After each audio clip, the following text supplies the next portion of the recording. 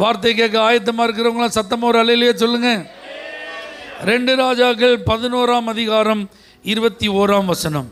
2 ராஜாக்கள் 11:21. யோவாஸ் ராஜாவாகிற போது 7 வயதாக இருந்தான். அல்லேலூயா, ஆமென் சொல்லுங்க. 7 வயசில் ஒருத்தன் எப்படி மாறி இருக்கான்? ராஜாவாக மாறி இருக்கான். ஆமென். உங்களை நம்ப முடியுதா? நீங்கள் தான் ராஜா. பார்த்தீங்களா, சிலரால் அதெல்லாம் ஏற்றுக்கொள்ள முடியல, அதை உள்வாங்கவே முடியல. நானா ராஜாவா, நான் தான் ராணியா? ஐயோ, என் நிலைமையெல்லாம் பார்த்தா, என் சூழ்நிலையெல்லாம் பார்த்தா ரொம்ப பரிதாபமான ஒரு ஆளுண்ணா. என்னைய போய் ராஜான்னு சொல்கிறீங்களா பாஸ்டர்? என்னைய போய் ராணின்னு சொல்கிறீங்கன்னா, இயேசுவின் நாமத்தில் இந்த பலிபடத்தில் சொல்கிறேன், நீங்கள் தான் ராஜா, நீங்கள் தான் ராணி. ஹல்லேலூயா. நல்லா கவனிங்க. ஆண்டவரே ராஜாவாக இருந்து தம்முடைய ஜனங்களை ஆளுகை செய்து வந்தார். சாமுவேல் தீர்க்கதரிசி காலத்தில் திடீர்னு இந்த ஜனங்களுக்கு ஒரு ஆவல் வந்துட்டு, எல்லா நாட்டிலையும் ராஜா இருக்கிற மாதிரி எங்களுக்கும் ராஜா வேணும்னு. சாமுவேலுக்கு இது ரொம்ப துக்கமாக போச்சு. ஏன்னா சாமுவேல் யார் அப்படின்னா, அவர் தான் நியாயாதிபதி, அவர் தான் தீர்க்கதரிசி, அவர் தான் பிரதான ஆசாரியர். ஆளினால் அழகு ராஜா சாமுவேல் தான். எதுக்குனாலும் யார்கிட்ட தான் வரணும்? சாமுவேல்கிட்ட தான் வரணும். இப்போ எங்களுக்கு ஒரு ராஜா வேணும் அப்படின்னு கேட்ட உடனே அவனுக்கு ரொம்ப கஷ்டமாக போச்சு. இந்த ஆட்களுக்கு நம்மளை பிடிக்கல போல, நம்மளை ஓரங்கட்டுறாங்க, நம்மளை ஒதுக்குறாங்கன்னு நினச்சானா, என்ன நினச்சான்னு தெரில. அவன் ரொம்ப துக்கமாக இருந்தானா. கர்த்தருக்கு அது வருத்தமாயிட்டு, ஏப்பா சாமுவேல், ஏன்பா நீ துக்கமாக இருக்க?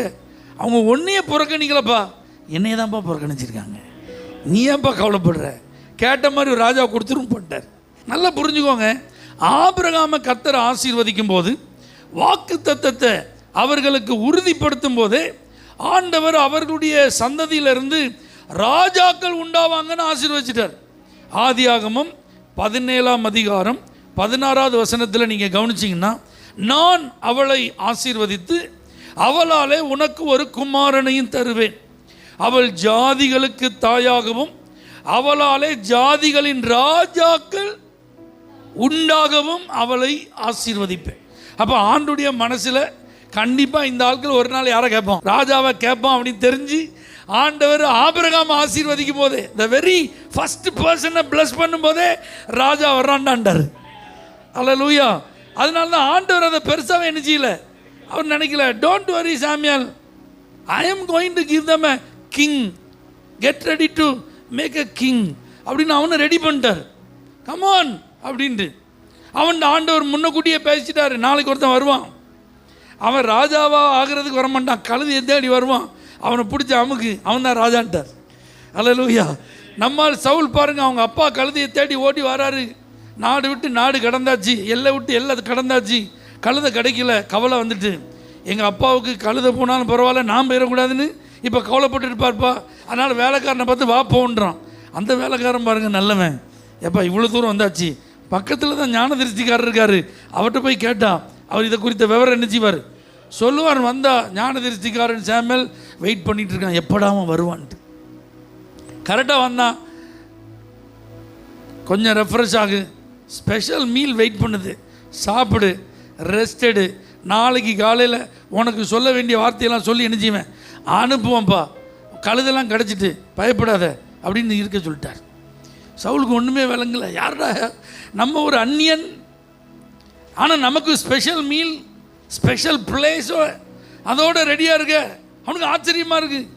மறுநாள் காலையில் எழுந்தோடனே அவன் வேலைக்காரனை கொஞ்சம் முன்னாடி அனுப்பு அப்படின்ட்டு ஆண்டவர் சாமுவேல் தீர்க்கதரிசி மூலமாக சவுலை ராஜாவை அபிஷேகம் பண்ணுறார்.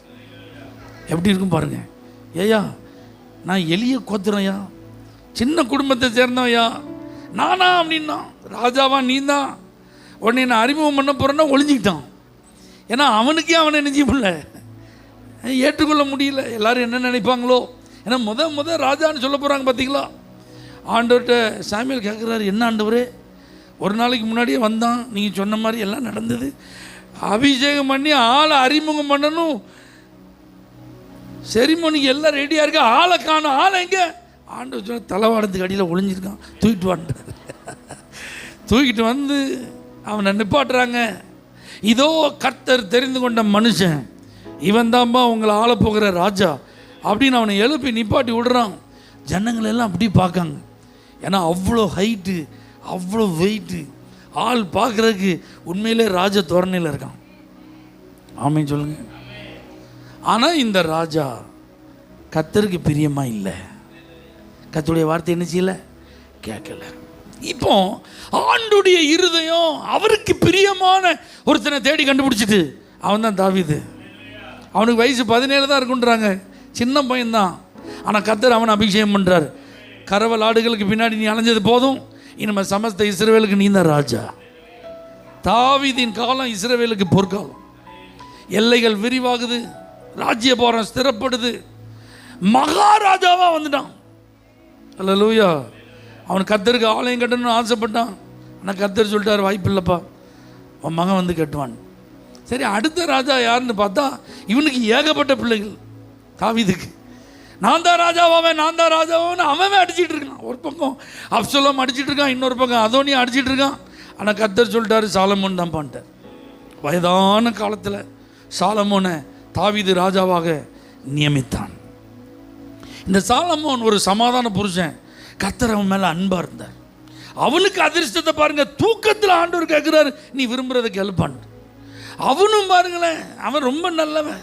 ஆண்டவர், இந்த ஜனங்களெல்லாம் நான் விசாரிக்கிறதுக்கு எனக்கு என்ன தாங்க, ஆண்டவருடைய மனசை அப்படியே குளிர வச்சுட்டான். அவருக்கு அது ரொம்ப பிரியமாக இருந்தது. எப்பா இப்படி நீ கேட்ப, நான் கொஞ்சம் கூட என்ன செய்யலை. உன்ன மாதிரி ஒரு ஞானமுள்ள ராஜா உனக்கு முன்னாடியும் கிடையாது, பின்னாடியும் கிடையாதுப்பா. கடற்கரை மணலத்தனே உனக்கு ஞானம், நீ கேட்காத செல்வம், சத்துருக்களையும் புராணம் எல்லாத்தையும் உனக்கு தாரண்டார். எவ்வளோ பிளஸட், எவ்வளோ ப்ரிவிலேஜ்டு. அப்போ அதை ஒழுங்காக யூஸ் பண்ணணும்ல. ஆனால் அவனும் பாருங்க, அவ்வளோ ஞானத்தை வச்சு தப்பு தப்பாக வாழ்ந்துட்டான். 300 + 700 போயிட்டான். ஆமாம், யாராவது ஒருத்தர் நல்ல பொண்ணை வச்சுருந்தா ஒரு ராஜா நேரம் மாமான்றான். அவனும் பார்த்தா இவன் பெரிய ராஜா வச்சுக்கோயா. அந்த காலத்தில் அப்படி ஒரு பாக்கியம், இந்த காலத்தில் அப்படி கிடையாது. யாரும் அப்படி ஆசைப்பட்டுறக்கூடாது. அல்லேலூயா. அப்படி மனசில் என்ன வந்துடக்கூடாது, ஒரு சின்ன எண்ணம் கூட நினைச்சிடக்கூடாது, வந்துடக்கூடாது. அல்லேலூயா. ஒன்று தான். ஆனால் அவன் அப்படி தப்பு பண்ணான், ஆண்டவர் விட்டுட்டார். இவன் என்ன பண்ணான் பாருங்க, இவன் அந்நிய தெய்வத்தை வழிபடுற பெண்களெல்லாம் கல்யாணம் முடிச்சதுனால, எத்தான் எங்கள் ஊரில் இன்றைக்கி கொடை நான் போகணும்ல. ஏம்மா நீ அவ்வளோ தூரம் எதுக்குமா போகணும், நம்ம ராஜ்யம் ஃபுல்லாக இடம் இருக்குது, அதுவும் நம்ம சர்ச்சிலே உனக்கு இடம் இருக்குது, வா. அப்படி கொண்டு வந்து உள்ளே வச்சுட்டான். ஆலயத்தை அசுத்தப்படுத்தினான். கர்த்தர் 2 முறை அவனை எச்சரித்தும் மனம் திரும்பலை. ஆனால் இவங்க அப்பா தாவீதுக்கு கர்த்தர் ஒரு வாக்கு கொடுத்துட்டார், சிங்காசனத்தில் அமர ஒரு பிள்ளை இருப்பான், ராஜ்ய பாரம் உன்னை விட்டு நீங்காது. சவுலை விட்டு கிருபையை விளக்கிட்டேன், ஆனால் உன்னை விட்டு உன் குடும்பத்தை விட்டு கிருபையை விளக்க மாட்டேன், உன் விளக்கு அணையாது பண்ணிட்டார். இப்போ இவனை ஆண்டவரால் ஒன்றுமே நிச்சயமில்லை செய்யமில்லை. இப்போ ராஜ்யபாரம் 2ஆக பிரிஞ்சிட்டு, வேலைக்காரன் ஒரு பக்கம், மகன் ஒரு பக்கம். 10, 2, 12 கோத்திரம் அப்படி பிரிஞ்சிட்டு, இதில் 10 கோத்திரம் இஸ்ரவேல் அப்படின்னு போனது மொத்தத்திலே சோரம் போயிட்டான், மொத்தத்திலே கடவுளை தேடாம போயிட்டான். ஆனால் அவங்க மேலே தான் கர்த்தர் கிருபை வச்சு இருக்கிறதுலே வல்லமையான தீர்க்கதரிசிகளெல்லாம் அவங்களுக்குள்ள தான் வச்சுருந்தார். எலியா எலிசாலாம் எங்கே உள்ளவங்க, இஸ்ரவேலுக்கு ஊழியம் செஞ்சவங்க. அந்த 10 கோத்திரத்துக்கு வானத்திலேருந்து அக்னியாக இருக்கிற எலியா அங்கே தான் இருந்தார். ஒன்று கர்த்தர் தெய்வமானால் கர்த்தரை சேவி, பாகால் தெய்வமானால் பாகால சேவின்னு சவால் விட்டு கர்த்தர் பக்கம் தேசத்தை திருப்பினவங்களாம் இருந்த போதிலும் அந்த 10 கோத்திரமும் சோரம் போயிட்டு. ஆனால் அந்த யூதா என்று அறியப்பட்ட இந்த 2 கோத்திரம் இருக்கு பார்த்தீங்களா, இது தாவீதுக்கு கர்த்தர் கொடுத்த வாக்கு தத்தத்தை பிடிச்சி தொங்கிட்டே வந்தது. இதில் ஒருத்தன் நல்லவனாக இருப்பான், அவன் பிள்ளை ரொம்ப கேவலமானவனாக இருப்பான். இவன் பயந்து ஆலயத்தை சுத்தம் பண்ணி ஆண்டவருக்கு பிரியமாக நடந்து கொஞ்சம் அப்படியே நல்ல வழியில் வந்திருப்பான்.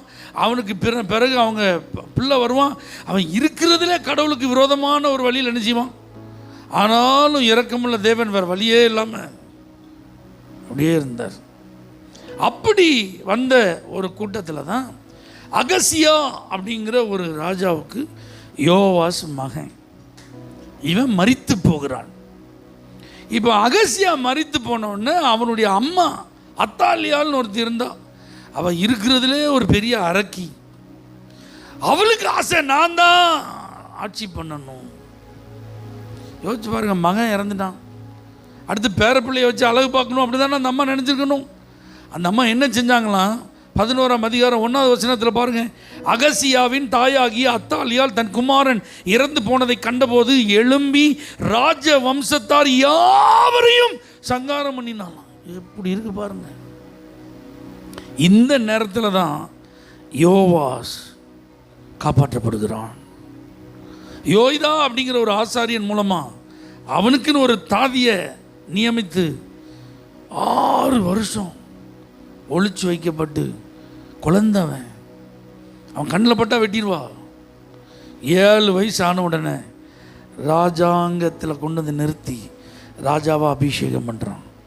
இப்போ 7 வயசு நிரம்பியவன் உடன்படிக்கைக்கு சொந்தக்காரனாக மாறுறான், வாக்கு தத்தத்தின் மகனாக மாறுறான், தாவீதுக்கு அருளப்பட்ட நிச்சயமான கிருபைகளுக்கு சொந்தமாக மாறிட்டான். ஆமென் சொல்லுங்க பார்க்கலாம். அல்லேலூயா. அதை மாதிரி ஒரு யோவாஸ் தான் நீங்களும் நானும். உங்கள் மேலே ஒரு உடன்படிக்கையின் ஆசீர்வாதம் இருக்குது, உங்கள் மேலே ஒரு வாக்கு தத்தத்தின் ஆசீர்வாதம் இருக்குது. உங்கள் மூலமாக கர்த்தர் ஒரு எதிர்காலத்தை வைத்திருக்கிறார். நீங்கள் அதிகாரம் உள்ளவர்கள், நீங்கள் ஆளுகை செய்கிறவர்கள், நீங்கள் தான் தீர்மானிக்கிறவர்கள், நீங்கள் தான் ஜனங்களை நடத்தி செல்லுகிறவர்கள். உங்கள் மூலமாக தான் தேசத்தில் மறுமலர்ச்சி வரணும், உங்கள் மூலமாக தான் குடும்பத்தில் எழுப்புதல் வரணும், உங்கள் மூலமாக தான் மக்கள் மத்தியில் ஒரு பெரிய மாற்றம் வரணும். வயசு ஒரு பொருட்டு அல்ல. ஆனால் நீங்கள் கர்த்தருடைய பிள்ளைகளாக இருந்து இந்த நிலையில் இருக்க வேண்டும் என்று கர்த்தர் விரும்புகிறார். அதனால தான் சொல்கிறேன், நீங்கள் எல்லாரும் ராஜாக்கள், நீங்கள் எல்லாரும் ராஜாத்திகள். ஆமென் சொல்லுங்க. கிறிஸ்துவுக்குள் உங்களை கர்த்தர் அப்படி தான் வச்சிருக்கிறார். எத்தனை பேர் இதை விசுவாசிக்கிறீங்க? ஆனால் இந்த யோவாஸ் ராஜாவாய் உருவாக்கப்படுதல் என்பது எளிதல்ல. இந்த உருவாக்கப்படுதலில் 3 காரியம் ப்ராசஸ் இருக்குது. இந்த 3 நம்ம வாழ்க்கையில் இருந்தால் நாம் ஆளுவோம், நம்ம கையில் அதிகாரம் இருக்கும். இந்த யோவாஸ் 7 வயசுக்கு அப்புறம் ஆட்சியில் வந்து உட்கார்றான். ஆலயம் பழுது பார்க்கப்பட ஆட்களை நியமிக்கிறான், ஆசாரியர்கள் அதற்காக பொறுப்பை கொடுத்து செய்கிறான். இவனுக்கு உபதேசம் பண்ண யோய்தாவே கூப்பிட்டு, நான் இவ்வளோ வேலையை சொல்லியிருக்கேன், ஒன்றும் நடக்கலையே, இதெல்லாம் நடக்காமல் இருப்பதற்கு என்ன காரணம் அப்படின்னு கேட்குற அளவுக்கு பெரிய ஆள் ஆகிட்டான். எத்தனை பேருக்கு நான் சொல்கிறது புரியுது? சர்ச்சில் ஒரு பெரிய ரிஃபர்மேஷன், தேசத்தில் ஒரு பெரிய ரிஃபர்மேஷன், ஜனங்களுக்குள்ள ஒரு பெரிய ரிஃபர்மேஷன். ஆமீன் சொல்லுங்க பார்க்கலாம். அப்போ உங்களை என்னையும் கர்த்தர் சும்மா சாதாரணமாக ராஜாவாக ராணியாக வைக்கல. குடும்பத்தில் நம்மளை வச்சு ஒரு மாற்றம் வரணும், வேலை ஸ்தலத்தில் நம்மளை கொண்டு கர்த்தர் ஒரு மாற்றத்தை கொடுக்கணும், நம்ம பழகுகிற சமுதாயத்தில் கர்த்தர் ஒரு மறுரூபத்தை உண்டாக்கணும். நம்மளை வச்சு கர்த்தர் மற்றவங்களுக்கு ஒரு பெரிய காரியத்தை செய்யணும். கர்த்தருக்கு நேராக ஜனங்கள் வழி நடத்தப்படணும். அப்படின்னா நாம் ராஜாவாக உருவாக்கப்பட இந்த யோவாஸ் வாழ்க்கையில் இருந்த ஒரு 3 அனுபவங்கள் ரொம்ப சுருக்கமாக சொல்லிடுறேன். நம்பர் 1, 11ஆம் அதிகாரம் 3வது வசனத்தில் பாருங்கள். இவளோட கூட அவன் 6 வருஷம் கர்த்தருடைய ஆலயத்தில் ஒளித்து வைக்கப்பட்டிருந்தான். அத்தாலியால் தேசத்தின் மேலே ராஜ்யபாரம் பண்ணாலும் யோவாஸ் இப்போ எங்கே இருக்கான்? ஆலயத்தில். எத்தனை வருஷம்? 6 வருஷம். நல்லா கவனிங்க. சின்ன பிள்ளைகளை வச்சு பராமரிக்கிறது எளிதாக கடினமாக. அது ஒரே இடத்துக்குள்ளே ஒரு குறிப்பிட்ட எல்லையை தாண்டி என்ன செய்ய முடியாது, வெளியே வரவே முடியாது, வெளி உலகத்தை காட்டவே முடியாது. யோசிச்சு பாருங்கள். மோசே பிறந்த காலத்தில் சட்டம், ஆண் குழந்தைகள் எல்லாம் நைல் நதியில் தூக்கி போடப்படணும். 3 மாதத்துக்கு மேலே அந்த அம்மாவால் என்ன செய்ய முடியல, வீட்டுக்குள்ளே வைக்க முடியல. கனத்த இருதயத்தோடு தான் ஒரு நாணல் பெட்டியை செஞ்சு கீழ் பூச்சி எங்கே போட்டாங்க. அவனுக்கு ஆண்டவர் ஒரு எதிர்காலத்தை வச்சுருந்தா தப்பிச்சிட்டான். ஆனால் நான் சொல்கிற வர்ற கருத்தை புரிஞ்சுக்கோங்க. அந்த பிள்ளையை சட்டத்திலிருந்து அவங்களால காப்பாற்ற முடியலை. 3 மாதத்துக்கு மேலே அந்த சத்தத்தை அவங்களால கண்ட்ரோல் பண்ண முடியாது. சின்ன பிள்ளையை வளர்க்குறதுங்கிறது ஒரு இடத்துல வச்சா அது இருக்குமா? ஒரு காரியத்தை கொடுத்து அழாதன்னு சொன்னால் அது கொஞ்சம் நேரம் வச்சு தூர போட்டு இன்னொன்று கேட்கும். இதை கொடுத்துட்டு அழாதன்னா அது இன்னொன்று கேட்கும். இங்கே இருந்தால் அங்கே போவோம், அங்கே இருந்தால் இங்கே வரும், உள்ளே இருந்தால் வெளியே போகணுங்க, வெளியே இருந்தால் உள்ளே வரணுங்க. சொல்லுமா சொல்லாதான்? ஆனால் இப்போ 6 வருஷம் இவன் எங்கே இருக்கான்? ஆலயத்துக்குள்ளே தான் இருக்கான். நல்லா புரிஞ்சுக்கோங்க. நீங்கள் ஒரு ராஜாவாக, அதிகாரம் பெற்றவர்களாக, ஆளுகை செய்கிறவர்களாக, மாற்றத்தை கொடுக்கிறவர்களாக நீங்கள் உருவாகணும்னா தேவ சமூகத்தில் தான் நீங்கள் உருவாக்கப்படணும். உங்களை உருவாக்கும் பயிற்சி பட்டற வேற எதுவுமே கிடையாது. அதான் ஆலயம், ஆண்டுடைய சமூகம், அவருடைய பிரசன்னம் இருக்கிற இடம் தான் உங்களை மோல்டு பண்ண முடியும், உங்களை கிரியேட் பண்ண முடியுமே தவிர நீங்கள் வேறு உலகத்தில் எங்கே போனாலும். அல்லேலூயா. நீங்கள் வேலைக்கு போங்க, தொழிலுக்கு போங்க, படிக்க போங்க, ஸ்கூலுக்கோ காலேஜுக்கு போங்க, ட்ரைனிங் சென்டர்ஸ் போங்க, அகாடமிக்கு போங்க, எக்ஸ்ட்ரா கரிக்குலர் ஆக்டிவிட்டியில் இன்வால்வ் பண்ணுறதுக்கு என்னெல்லாம் பண்ணணுமோ, ஸ்போர்ட்ஸ் கிளப்புக்கு போங்க, என்னன்னாலும் பண்ணுங்க. அல்லேலூயா. இவைகளினால் நீங்கள் எதையும் என்ன செய்ய முடியாது, சாதிக்க முடியாது. அது உலகம் சம்பந்தப்பட்ட ஆசீர்வாதங்களுக்கு அது ரொம்ப ஆசீர்வாதமாக இருக்கும். ஆனால் ஆண்டவர் உங்களை தெரிந்தெடுத்த நோக்கம் நிறைவேறணும்னா நீங்கள் ஆலயத்திற்குள்ளே மறைந்திருக்க வேண்டும், ஆண்டுடைய சமூகத்துக்குள்ளே ஒளிந்திருக்க வேண்டும். யோசிச்சு பாருங்க, அந்த சாமுவேல் அவங்க அம்மா பொருத்தனை பண்ணிட்டு போயிட்டாங்க.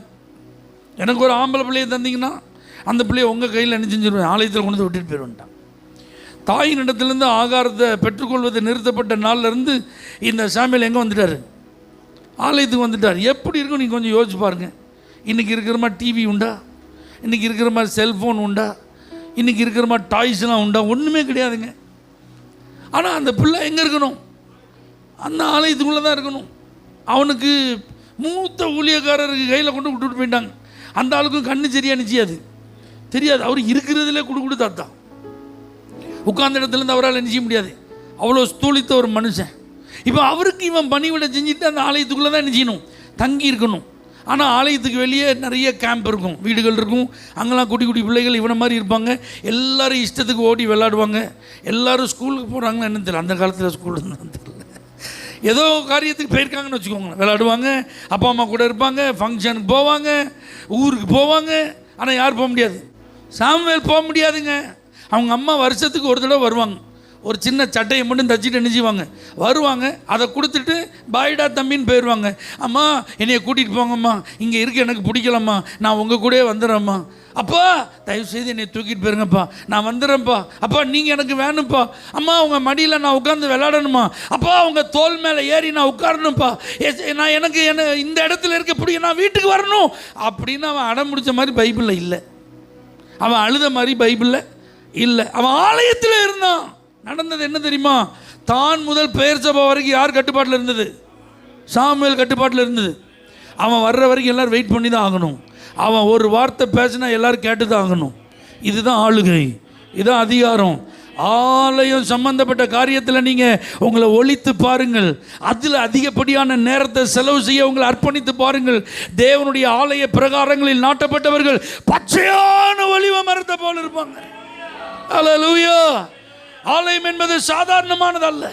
நல்லா புரிஞ்சுக்கோங்க. உலகத்தில் என்டர்டைன்மெண்ட் பண்ணுறதுக்கு நமக்கு ஏகப்பட்ட வாய்ப்புகள் இருக்குது, ஏராளமான இடங்கள் இருக்குது, அதற்கு செலவு பண்ண தாராளமான நேரங்கள் இருக்குது. ஆனால் ஆலயம்னு வரும்போது நமக்கு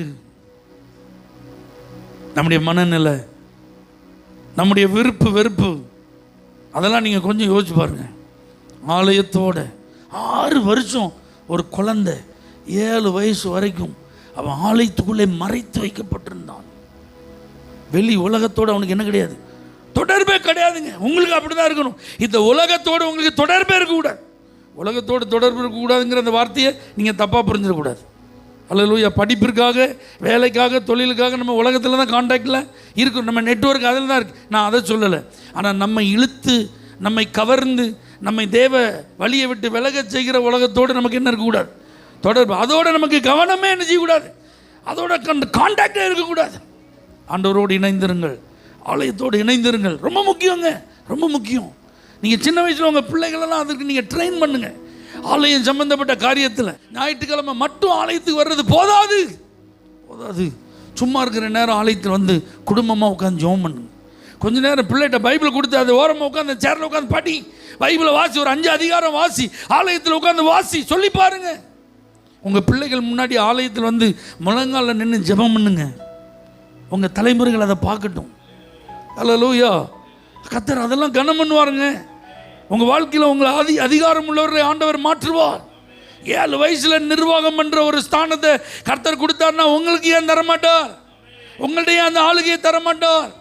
உங்களுக்கு ஏன் அந்த அதிகாரத்தை கொடுக்க மாட்டார்? ஆண்டவருக்குள்ள, அவருடைய சமூகத்துக்குள்ள உங்களை மறைத்து கொள்ளுங்கள். 1000 நாளை பார்க்கலாம் அந்த பிரகாரங்களில் செல்லும் ஒரே நாள் நல்லது. ஆகாமிய கூடாரங்களில் வாசமாக இருப்பதை பார்க்கலாம் என் தேவனுடைய ஆலயத்தின் வாசற்படியில் காத்திருப்பதையே தெரிந்து கொள்ளுவேன். ஆடை மேய்க்கிறவன் திடீர்னு ராஜாவான எவங்க ஏற்றுக்கிடுவான்? யாருங்க அவன் பேச்ச கேட்பான்? நீங்கள் சொல்லுங்கள். திடீர்னு அப்படி ஒரு ஆள் மேலே வந்தால் நீங்கள் அக்செப்ட் பண்ணுவீங்களா? ஆனால் அவனுடைய வார்த்தையை கேட்டு எல்லா ஜனங்களும் நடப்பதற்கு கர்த்தர் உதவி செய்தார். அல்லேலூயா. ஆண்டவர் ஆலயம், அவருடைய சமூகம், அவருடைய பிரசன்னம் இதிலேயே மறைந்திருக்கணும். கொஞ்ச காலம் ஆண்டவர் அப்படி நம்மள்ட்ட எதிர்பார்க்குறாருங்க. அதை நீங்கள் செஞ்சு பாருங்கள். ஏற்ற காலம் வரும்போது உங்களை மேலே கொண்டு வந்துடுவார், உங்களை உயர்த்திடுவார். ஆமென் சொல்லுங்கள். ரெண்டாவது பாருங்கள், 5வது வசனம், 6வது வசனம், 7வது வசனத்தில் எழுதப்பட்ட வார்த்தையை நான் மட்டும் சொல்கிறேன் பாருங்கள். அந்த பின்பகுதியில் அரண்மனை காவல் காக்க வேண்டும், வாசலிலும் இருந்து ஆலய காவலை பத்திரமா என்ன செய்யணும்? காக்க வேண்டும். கர்த்தருடைய ஆலயத்தை காக்க வேண்டும். என்ன, ராஜா உள்ள இருக்கார். உள்ள யார் இருக்கா? ராஜா. அவருக்கு தன்னை காப்பாற்ற தெரியாது. அவருக்கு இப்போ யுத்தம் பண்ணக்கூடிய வயசு கிடையாது. அவருக்கு ஆயுதங்களை கையாள முடியாது. அப்போ அவருக்கு யார் தேவை? பாதுகாப்பு தேவை, காவல் தேவை. நல்லா புரிஞ்சுக்கோங்க. ரட்சிப்பு, பரிசுத்த ஆவி இதெல்லாம் பெற்று கொஞ்சம் ஆண்டவரை தேடி வந்து ஆலயத்தில் வந்து ஆராதிச்சு கொஞ்சம் ஆண்டவருக்குள்ளே நம்ம வளர ஆரம்பிக்கும் போது அது மாத்திரம் நமக்கு போதாது. அல்லேலூயா. அதுதான் இனிஷியல் ஸ்டேஜ். அப்போ நமக்கு பாதுகாப்பு தேவை. நம்மளை பராமரிக்கிறதுக்கும் நம்மளை பாதுகாக்கிறதுக்கும் நமக்கு காவல் தேவை. நம்ம ஓடிட்டு இருக்கிறோம் பார்த்தீங்களா, அந்த ஓட்டம் நின்றக்கூடாது. நமக்குள்ள ஒரு விசுவாசம் ரொம்ப ஆர்வமாக இருக்குது பார்த்தீங்களா, அது குறைஞ்சிடக்கூடாது. ஏன்னா இதெல்லாம் பிளாக் பண்ணுறதுக்கு நிறைய காரியங்கள் நம்மளை சுற்றி என்ன செய்யும்? நடக்கும். அல்லேலூயா. பிறகு சோறு வந்துடும், பிறகு நமக்கு கவலையாக இருக்கும். எதுக்கு நான் சர்ச்சுக்கு போகணும்? வேண்டாம். அங்கே போனாலே ஒரே போராட்டமாக நினச்சிது இருக்குது, ஒரே பாதிப்பாக இருக்குது. போகிறதுக்கு முன்னாடி வரைக்கும் கொஞ்சம் நல்லாவே இருந்துச்சு. ஆனால் ஜெபம்னு நான் என்னைக்கு நேரம் எடுத்து ஜெபிக்க ஆரம்பிச்சோன்னோ அன்றைக்கி தான் பிரச்சனை ஒன்று பின் ஒன்றா என்ன செஞ்சிட்டு இருக்கு. தேடி நான் தேடி போகலனாலும் அது என்ன செய்யுது? அப்படி இருக்கும். அதுக்கு தான் உங்களுக்கு பேக்கப் வேணும், உங்களுக்கு பாதுகாப்பு வேணும், உங்களுக்கு காவல் வேணும், உங்களை ஜெபத்தில் தாங்குகிற தலைவர்கள் வேணும், உங்களுக்கு ஆலோசனை சொல்வதற்கு ஆவிக்குரிய தலைமை வேணும்.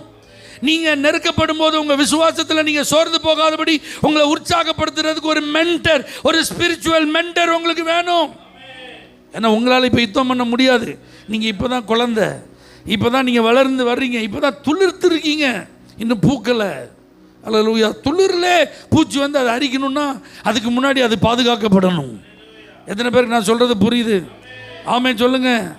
ஏன்னா மாம்சத்தோடு இரத்தத்தோடு மாத்திரமல்ல, துரைத்தனங்களோடு அதிகாரங்களோடு இந்த பிரபஞ்சத்தின் அந்தகார லோகாதிபதியோடு வான மண்டலத்தில் உள்ள பொல்லாத ஆவிகளின் சேனைகளோடு உங்களுக்கு என்ன உண்டு?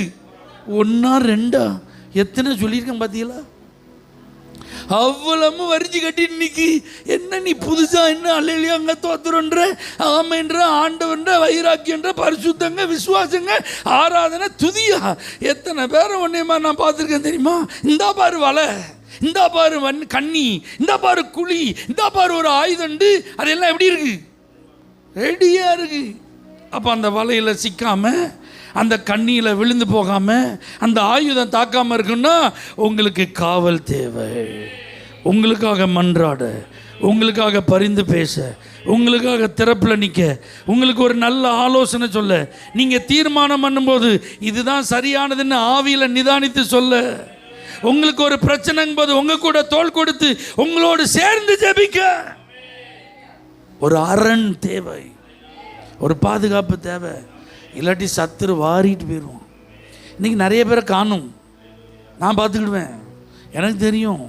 ஜெபம் தானே நான் பண்ணியிருக்கேன், ஊழியம் தானே நான் செஞ்சுருக்கேன், சுவிசேஷம் தானே நான் சொல்லுவேனே, பாட்டு தானே நான் பாடுவேனே, எனக்கு எல்லாம் தெரியும். அப்படி சொன்ன ஆட்கள் நீங்கள் நிறைய பேரை காணும். ஏன்னா அவங்க சொன்னதெல்லாம் உண்மைதான். ஆனால் அவங்களுக்கு யுத்தம் பண்ண தெரியாது. அவங்களுக்கு எதிரி அவங்களுக்கு விரோதமாக அவன் ஆயுதத்தை விடும்போது அதை அவங்களுக்கு தடுக்க தெரியாது.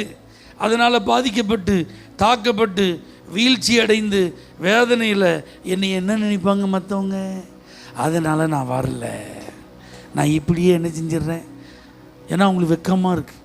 ஏன்னா அவங்க பேசுகிற பேச்சலாம் ரொம்ப வீராப்பு, ரொம்ப முன்னாடி வந்து அப்படி ஆக்கும் இப்படி ஆக்குன்னு பயங்கரமாக பேசினதெல்லாம் அதிகம்.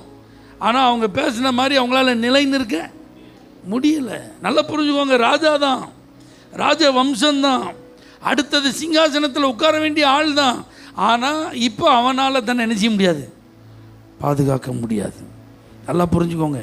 நீங்கள் உருவாக்கப்படுகிற காலத்தில் உங்களுக்கு நல்ல ஒரு போதகர், நல்ல ஆவிக்குரிய ஆலோசனை சொல்கிற ஒரு அண்ணன், ஒரு அக்கா, ஒரு தகப்பன், ஒரு தாய், உங்களை முழங்காலில் தாங்குகிற ஒரு ஜெப பங்காளர், உண்மையாக உங்களை நேசிக்கிற ஒரு நபர் வேணும். ஆமென் சொல்லுங்க பார்க்கலாம். 3வது 12ஆம் அதிகாரம் 2வது வசனத்தில் இருக்கு, ஆசாரியனாகிய யோவாசை போதகம் பண்ணின நாளெல்லாம் அவன் கர்த்தரின் பார்வைக்கு செம்மையானதை செய்தான். இப்போ ராஜாவா உட்கார்ந்தாலும் வயசு எத்தனை? 7 தான். அப்போ புத்தி எத்தனை வயசுக்கு ஏற்ற மாதிரி தான் இருக்கும். நிர்வாகம் பெருசு, அல்லேலூயா.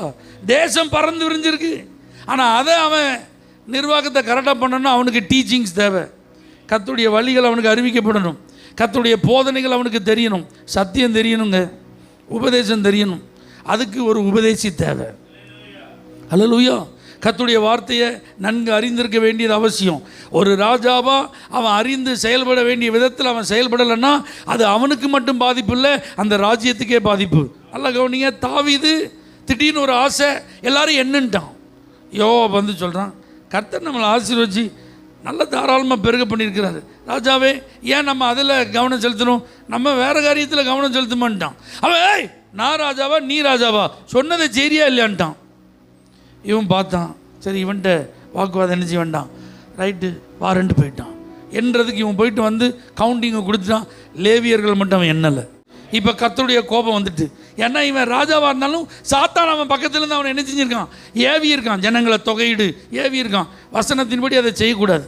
அப்போ அந்த போதனை தெரிஞ்சிருந்தும் அன்னைக்கு அவன் யாரால் ஏவப்பட்டிருக்கான். அதனால் என்ன நடந்தது? கர்த்தர் வந்துட்டார். எப்பா 3 காரியத்தை உன் முன்னாடி வைக்கேன், ஏதாவது ஒன்றை செலக்ட் பண்ணு, கண்டிப்பாக ஏதாவது ஒன்று நடக்கும், என்ன செய்ய போகிறேன்னாரு. அவன் பார்த்தான், ஆத்தாடி உங்கள் கையிலே நான் நினைச்சிக்கிறேன் விழுந்துறேன்ட்டான். ஆண்டவர் கையில் விழுந்தான். கொள்ளை நோய் அனுப்புகிறாரு, கொத்து கொத்தா ஜனங்கள் சாவுறாங்க.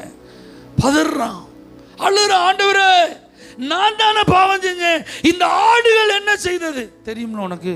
ராஜாவாக இருந்தால் இதை நீ அறிஞ்சிருக்கணும்ல, நீ அறிஞ்சிருந்தா அதன்படி நடந்திருக்கணும்ல. இப்போ என்ன அழுகுறன்ற மாதிரி நடக்குது காரியம். ஜனங்கள் எல்லாம் மடிந்து கொண்டிருக்கிறார்கள். இவன் அழுகுற, ஆண்டவரே ஐயோ தப்பு செஞ்சது நான் அல்லவா, பாவம் செய்யாத இந்த ஜனங்கள் செத்துட்டு இருக்காங்களே. அப்போ பாருங்க, எத்தனை வீட்டில் கணவர் இறந்துருப்பார், எத்தனை வீட்டில் தகப்பன் இறந்துருப்பார், எத்தனை வீட்டில் மூத்த பையன் இறந்துருப்பான், எத்தனை வீடு இன்னைக்கு கண்ணீரில் இருக்கு. அத்தனை பேரும் அழுது புலம்புறதுக்கு யார் காரணம்? ஒரு ராஜா அறிந்திருக்க வேண்டிய சத்தியத்தை அறிந்திருந்தும் அதன்படி செய்யாமல் இருந்த ஒரு ராஜா. ஏன்னா போதகம் பண்ணும்போது அதுக்கு அவன் என்ன செய்யலை, செவி கொடுக்கல. அவனுடைய தளபதி வந்து சொல்கிறான், நோ ராஜா, வேண்டாம், அதை செய்ய வேண்டாம், நான் ராஜாவா நீ ராஜாவா அப்படின்னு அவன் அதிகாரத்தை பயன்படுத்தினதுனால இந்த பாதிப்பு. உருவின பட்டயத்தோடு தூதன் நிற்கிறான். அதை பார்த்தவனை பயந்து போய் அப்படியே முகங்குப்புற விடுறான். கர்த்தர் இறக்கம் வச்சு தூதனை பார்த்து சொல்கிறாரு, உன் பட்டயத்தை உரையில் போடுன்றார். அல்லேலூயா. நல்லா கவனிங்க, உருவாக்கப்படுகிற காலம் ரொம்ப முக்கியம். நம்ம எல்லாமே அறிந்தவர்கள் அல்ல. எல்லா சத்தியமும் உங்களுக்கு தெரியுமா? எல்லா போதனைகளும் உங்களுக்கு தெரியுமா? வேதத்தில் எல்லா உபதேசத்தையும் நீங்கள் நல்லா கரைச்சி குடிச்சிருக்கீங்களா? இல்லை. அறிய வேண்டியது ஏராளம். அப்போ உட்கார்ந்து கற்றுக்கொள்ளணுங்க. நல்ல ஒரு போதகர் பேசுகிறத உட்கார்ந்து என்ன செய்யணும், கேட்கணும்.